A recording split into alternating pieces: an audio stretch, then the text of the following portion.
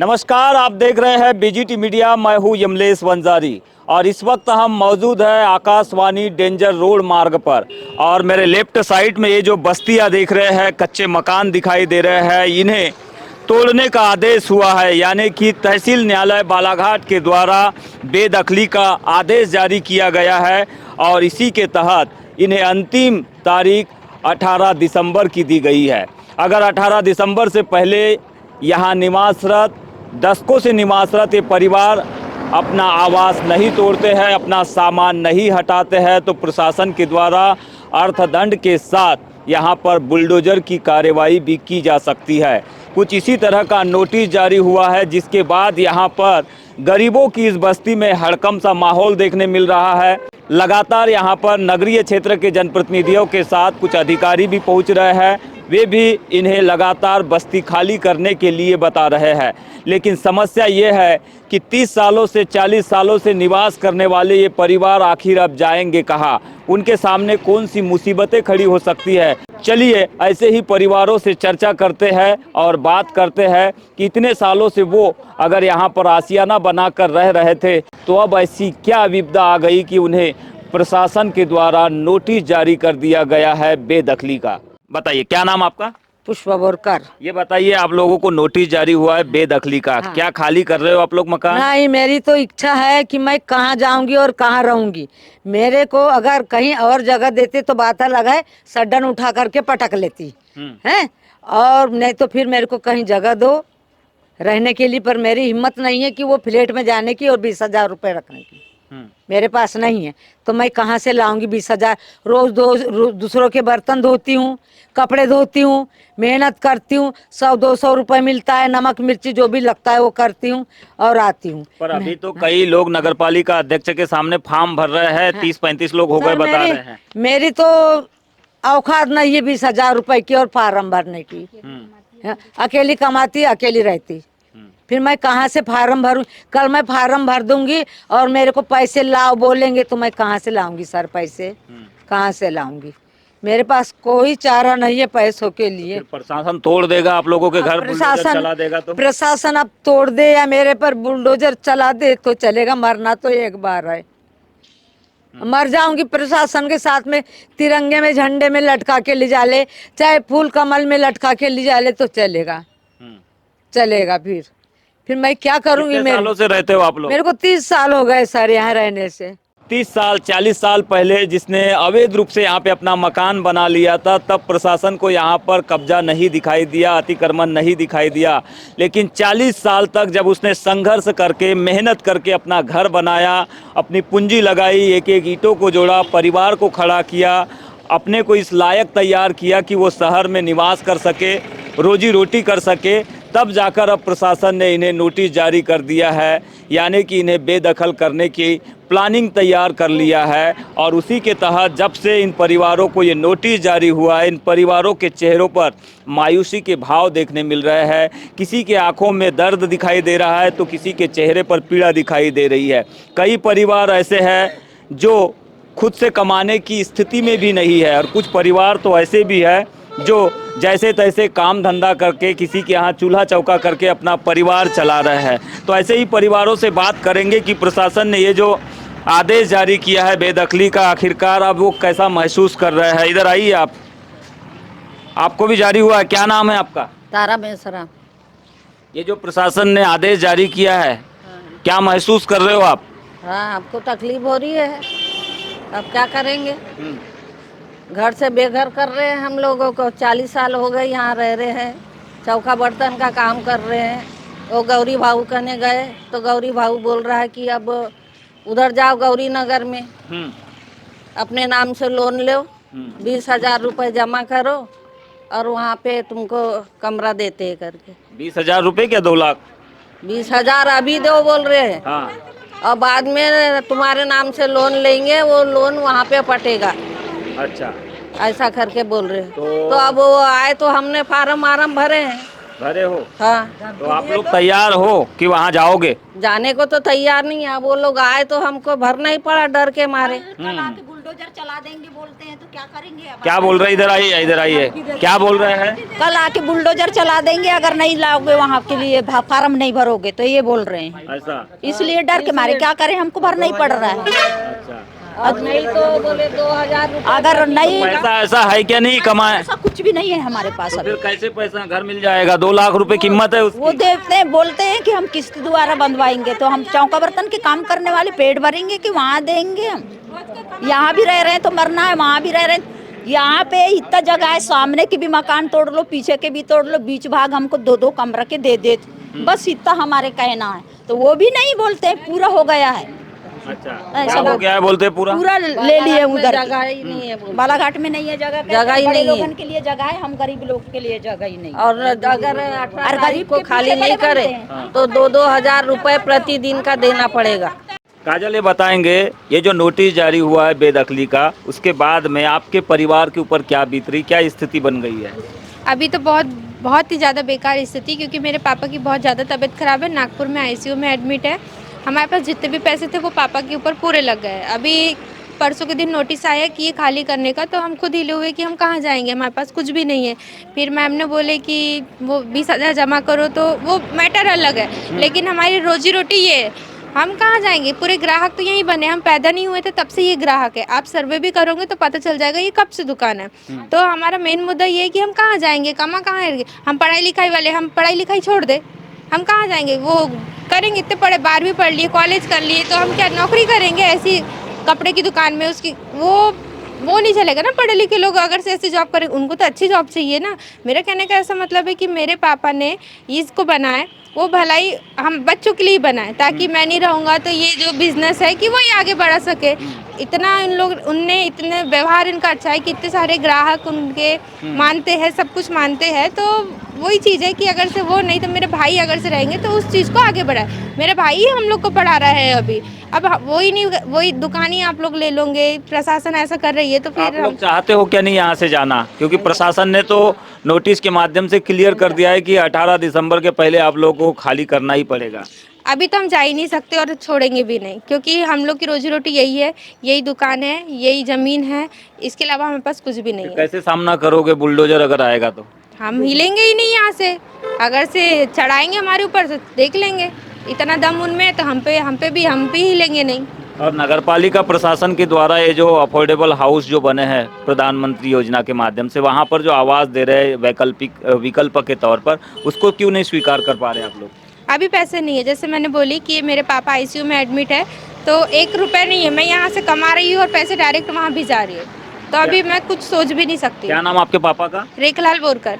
तो ये रेखलाल बोरकर जी का आवास है जो अतिक्रमण के दायरे में है और कई वर्षों से है। ऐसे कई परिवार है यहाँ पर, 60 परिवारों को प्रशासन ने नोटिस जारी किया है, उनमें से ये एक परिवार है और इनकी रोजी रोटी सिर्फ और सिर्फ इस दुकान के भरोसे चल रही है, जो कि बोरकर जी ने अपनी मेहनत से, अपनी लगन से, सेक्रीफाइस करते हुए, अपना त्याग करते हुए अपने बच्चों के लिए इसे तैयार किया, इस स्ट्रक्चर को। लेकिन अब प्रशासन ने सीधे तौर पर नोटिस जारी करते हुए इनसे स्पष्ट शब्दों में कह दिया है कि 18 दिसंबर से पहले आपको ये दुकान और मकान खाली करना होगा, अन्यथा अर्थदंड के साथ मकान भी तोड़ा जाएगा।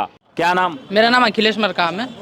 बताएंगे जी, मेरा कहने का मतलब है कि हमको इतने सालों से तो उठाया नहीं गया और हमको अचानक से यहाँ बहुत सारे गरीब रहते हैं जिनके माँ बाप भी नहीं है यहाँ पर, और कोई लंगड़ा है, कोई सुन नहीं सकता, और बहुत उम्र के लोग हैं, उनके बाल बच्चे, उनका भविष्य कुछ नहीं है। वो डेली प्रशासन से अनाज द्वारा जो मिलता है उनसे उनका गुजारा चलता है। मेरा कहने का मतलब है कि अगर प्रशासन ने 2 लाख रुपए में हमको जो घर दे रही है, अगर हमारा 6-7 लोगों का परिवार है और यहाँ पर गरीबों में 6-7 लोगों का परिवार है, तो वो 3 वहाँ छोटे रूम बना दिए गए 2 लाख रुपए वाले, वहाँ कैसे रहेंगे? और उस 2 लाख से सीधे 18 लाख का घर बनाया गया है। 18 लाख का, तो मतलब 2 लाख से सीधे आपने वीआईपीओं के लिए 18 लाख का घर क्यों बनाया? अब हम चाहते हैं कि ज़्यादा जिनकी जनसंख्या ज़्यादा परिवार में, वो 18 लाख को कम करके कम से कम 8 लाख या 10 लाख रुपए में ऐसा कंसेशन करके हमको देना चाहिए। एक बात बताइए, प्रशासन से मैं मांग करना चाहूँगा कि 2 लाख से 18 लाख का जो घर बना है, ये ये क्या क्या नहीं, क्या पर ये योजना? तो एचपी की प्लानिंग सरकार की है, भारत सरकार की, उन्होंने बनाया, यहाँ के लोगों ने थोड़ी बनाई। इनको तो केवल क्रियान्वयन करना है, बना के देना है लोगों को। तो ये भारत सरकार की जो नीति है ये बिल्कुल भी अच्छी नहीं है, ये बिल्कुल अच्छी पॉलिसी नहीं है कि गरीबों को आप 2 लाख रुपए में सलटा रहे हैं और वीआईपीओ के लिए डायरेक्ट 18 लाख का वहीं के वहीं फ्लैट बना रहे हैं। मतलब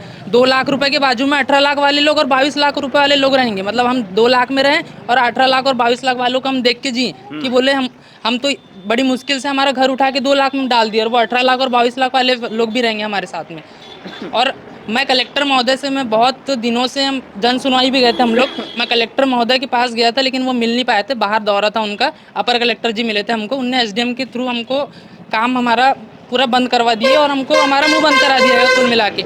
मैं चाहता हूँ कि एक बार कलेक्टर महोदय हमारे लोगों से मिले, एक बार आके हम कलेक्टर महोदय के सामने थोड़े यहाँ जिनके माँ बाप नहीं है उनसे हम मांग रखना चाहेंगे कि कलेक्टर महोदय जिनके माँ बाप नहीं है और जो लंगड़े लूले हैं उनके लिए कुछ करिए कम से कम। एक परिवार की माली हालत हम आपको दिखा रहे हैं। दोनों पति पत्नी की हालत ठीक नहीं है, इनका विकलांग है, एक प्रकार से इनका पैर ही नहीं है और ये इनकी पत्नी पैरालिसिस से परेशान है और देखिए कि ये रो भी रहे हैं। कुछ ऐसे हालात यहाँ पर बन गए हैं। क्या नाम आपका? समीलाल। बताइए कितने सालों से रहते हो हम आप? यहाँ 40 साल से रहे। ये बताइए क्या बीत रही है, प्रशासन ने आप लोगों को? तो हमें तहसीलदार साहब ने बोल दिए कि अभी 18 तारीख तक खाली करिए, नहीं तो ये सब मकानें तोड़ दिया जाएगी आपकी। बुलडोजर लाके पुलिस प्रशासन के साथ में इसके जिम्मेदारी आप लोग रहोगे, हम लोग कुछ नहीं कर सकते इसके लिए। तो ये खाली करने की स्थिति में हो क्या नहीं आप हमने लोग? कहाँ से खाली कर देंगे सर, हमारे इसके सिवा तो कुछ भी नहीं जीवन यापन। हम कमाई धमाई तो करते नहीं, मैं विकलांग हूँ। मेरी मिसेज लकवात से पीड़ित है। मेरी माता राम बेटी है, सामने बुढ़ी है 80 साल 75 साल की। कितने साल पहले बालाघाट आए थे आप? हम 40 साल पहले आ चुके थे सर। ये किराए से रहता था मैं। फिर जैसे तैसे मैंने यहाँ झोपड़ा बनाया। बहुत गड्ढे थे यहाँ पे, गड्ढे ला के पूरा पारा जगह मिसेज के साथ में। अच्छी थी मेरी मिसेज उस समय, अब तो पैरालिसिस हो गई है।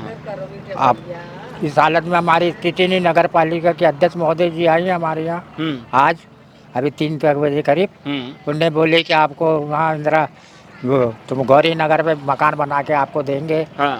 2,20,000 रुपये आपको जमा करना है। पैसा है हमारे पास कहाँ से पैसा था? गोली दवा लेने पैसे नहीं, सब्जी का पैसा नहीं है सर। फिर यहाँ से अगर आपको हटा देंगे तो आप कहाँ जाओगे? अब सर वही रोड पे रहना पड़ेगा सर, हमें तो ये स्थिति लग रही है। तो प्रशासन के इस नोटिस जारी होने के बाद कुछ परिवारों की स्थिति ये हो गई है कि वो दर दर की ठोकरें खाने के लिए मजबूर हो सकते हैं, यानी कि सड़कों पर दिखाई दे सकते हैं, भीख मांगने के लिए तक मजबूर हो सकते हैं। ये तस्वीर उसी की है जो हम आपको दिखा रहे हैं। नाम समीलाल है और 40 साल पहले ये यहाँ पर काम धंधे की तलाश में अपने परिवार के साथ बालाघाट पहुँचे थे।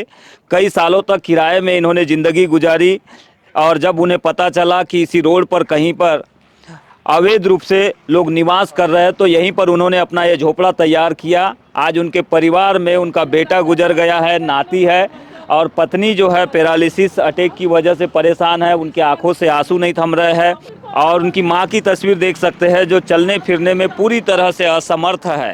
प्रशासन के इस बेदखली आदेश के बाद लोगों पर क्या गुजर रही है, क्या बीत रही है, ये तो वही जान सकते हैं जो यहाँ पर दशकों से निवास कर रहे थे। लेकिन इस समस्या का समाधान आखिरकार क्या हो सकता है?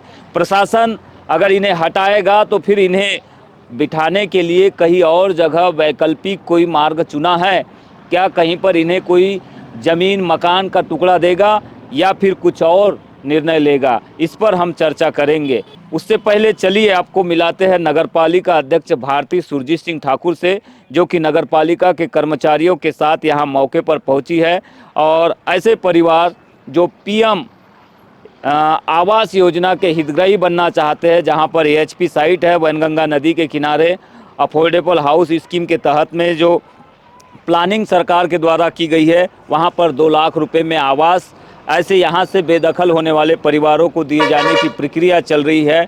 उसे लेकर कितने लोगों ने अब तक फॉर्म भरे हैं, कितने लोग सहमति दर्ज करा चुके हैं, चलिए बात करते हैं। प्रशासन के द्वारा लगातार जो इनको नोटिस दिया जा रहा है, दूध डेयरी वाली हमारी जो रोड पे जो अतिक्रमण में लगभग 60 परिवार के लोग जो रह रहे हैं, और ये आज का नहीं है, ये काफ़ी लंबे समय से इनको सूचना दी जा रही है कि ये जगह को खाली करें। और चूँकि देखिए ये सड़क मध्य की ज़मीन है जिसमें तय है कि यातायात सुरक्षा को देखते हुए यहाँ पे सड़क का चौड़ीकरण होगा और इसको आवास मध्य में परिवर्तित नहीं कर सकते। नगर पालिका के अथक प्रयासों के बाद हमारे पूर्व मंत्री आदरणीय गौरीशंकर बिसेन जी के अथक प्रयासों से आज तक ये कार्रवाई टलती रही कि जब तक इनको कोई सुरक्षित स्थान पे हम ना भेजें तब तक इनका तोड़ने की किसी प्रकार की कार्रवाई ना की जाए। और आज भी अगर शासन प्रशासन से किसी ने मंजूरी लिया है कि ये लोग यहाँ पर रुके हुए हैं तो आदरणीय गौरीशंकर बिसेन जी के प्रयासों के कारण ये सारी कार्रवाई रुकी हुई है। लेकिन चूंकि अब शासन के सख्त आदेश आ चुके हैं कि इस रोड का चौड़ीकरण करना है, इसकी जब सूचना मिली तो हम स्वयं अपनी टीम के साथ अपने अधिकारियों को लेके इन हितग्राहियों से मिलने आए। और चूंकि प्रधानमंत्री आवास योजना एक महत्वाकांक्षी योजना है, सरकार की एक सुदृढ़ योजना है जिसके अंतर्गत सरकार चाहती है कि कोई भी गरीब कच्चे मकान में और ऐसे टपरे झुग्गी झोपड़ी बना के ना रहे, उनके ऊपर पक्की छत हो। और इसी उद्देश्य को, इसी विजन को पूरा करने की दृष्टि से प्रधानमंत्री आवास के EWS के 468 फ्लैट से हमारे वार्ड नंबर 1 के ढीमर टोला प्रांगण में डेवलप किए गए हैं, जो ऐसे लोगों की मदद करने के लिए बनाए गए। और उसमें लगातार लोगों के फॉर्म भर रहे हैं और लोग उसमें इच्छुक हैं और उनको देने की कार्रवाई की जा रही है। आज जब हम इन लोगों से यहाँ मिलने आए, लगभग 60 परिवार के लोग, ये सारे लोग हमसे मिलने आए और उन्होंने अपनी परेशानियाँ रखी। लेकिन जब हमने पूरे विस्तार में उन्हें बात बताई कि आपको नगर पालिका के द्वारा इतने कम में कि आप 20,000 रुपये जमा कीजिए, आपका फाइनेंस होगा और उसके बाद जो आपकी सबसे छोटी 2,000 रुपये की किस्त है और वो किस्त पटा के आपको जो कम से कम किस्तों में हम आपको वो मकान अवेलेबल करा रहे हैं जो आपका स्वयं का होगा। लेकिन कुछ लोगों ने अपनी परेशानियां भी रखी कि हम तुरंत में 20,000 रुपये नहीं दे सकते। लेकिन उन्होंने बाद में ये भी कहा कि अगर तोड़ने की कार्रवाई हो जाएगी और इसके बाद अगर हम कहीं जाके किराए से रहेंगे तो कम से कम 5,000 रुपये किराया दे के हमको रहना पड़ेगा। और चूँकि यहाँ पे 17 तारीख अल्टीमेटम जो डेट दी गई है उसके बाद इनके ऊपर अर्थदंड की कार्रवाई भी की जाएगी कि 2 से 2,500 रुपये इनको अर्थदंड, तो वो सारा पैसा वो किस्त में जमा करेंगे तो वो उनका खुद का मकान हो जाएगा। तो लगभग मैंने यहाँ जो लोगों में देखी एक उत्साह है और एक खुशी की लहर दौड़ी कि नगर पालिका स्वयं हम उनके पास आए हैं फॉर्म लेके। मैंने स्वयं भी खुद अपने हाथों से उनके फॉर्म भरे कि उन्हें नगर पालिका आने की ज़रूरत नहीं है, हम खुद उनके दरवाजे पे आए कि आप फॉर्म भरिए और बैंक से जो भी उनकी लोन सेंक्शन की कार्रवाई करानी वो हम उनको करा के देंगे। और अभी इसके बाद मैं तुरंत ही प्रधानमंत्री आवास योजना के उन फ्लैट्स को देखने जा रही हूँ कि जो यहाँ से जितने ज़्यादा से ज़्यादा लोग वहाँ जाके विस्थापित होने जा रहे हैं तो हम कितने लोगों को, क्योंकि उनकी ऐसी इच्छा है कि हम एक बिल्डिंग में जितने ज़्यादा से ज़्यादा हो सके हम सारा परिवार साथ में रहें। अभी आप पहुँचे, आपके सामने अभी कितने लोगों ने सहमति दर्ज कराई? 20 लोगों के फॉर्म तो तुरंत ही यहाँ भर रहे हैं अभी और बाकी के लोग, मुझे लगता है कि लगभग कुछ लोगों को छोड़ के बाकी तो सारे लोग एग्री हैं। जो असहमत है, जो पैसा जमा करने के लायक अपने आप को नहीं बता रहे, उनके लिए क्या? उन्होंने भी यही कहा है कि हमें थोड़ा सा समय दीजिए, हम कहीं से व्यवस्था करके, और वो तैयार हैं क्योंकि इससे अच्छी उनके लिए कोई प्रस्ताव नहीं हो सकता, इससे अच्छी योजना उन्हें कोई मिल नहीं सकती। क्योंकि आज 2 लाख रुपए में हम उन्हें ये प्रोवाइड कर रहे हैं, इसमें 5.5 लाख रुपए, मतलब इसकी जो ओरिजिनल कीमत है वो 7.5 लाख है। और एक समय के बाद शायद अगर हमें भी आर्थिक परेशानी से गुजरना पड़ेगा तो कुछ हद तक प्रतिशत तक इनके रेट शायद आने वाले सालों में बढ़ जाएं। तो ये उनके लिए बहुत अच्छा प्रस्ताव है कि इससे अच्छी, क्योंकि वहाँ सर्व सुविधा युक्त हमने उसे बना दिया है। अप्रोच रोड का काम चालू हो रहा है और बिजली और पानी तो 24 घंटे, क्योंकि मुख्य राइजिंग लाइन से जुड़ा हुआ है। और वहाँ शॉप्स निकाली जा रही हैं कि जो बेसिक सामान खरीदने के लिए उन्हें शहर आने की ज़रूरत नहीं पड़ेगी, वो सारी दुकानें वहाँ अवेलेबल रहेंगी। बच्चों के लिए गार्डन और सारा एक अच्छा हम स्ट्रक्चर वहाँ तैयार करके दे रहे हैं। रिटर्निंग वॉल वहाँ बन चुकी है, तो किसी प्रकार की जल भराव की कोई समस्या अब वहाँ नहीं है।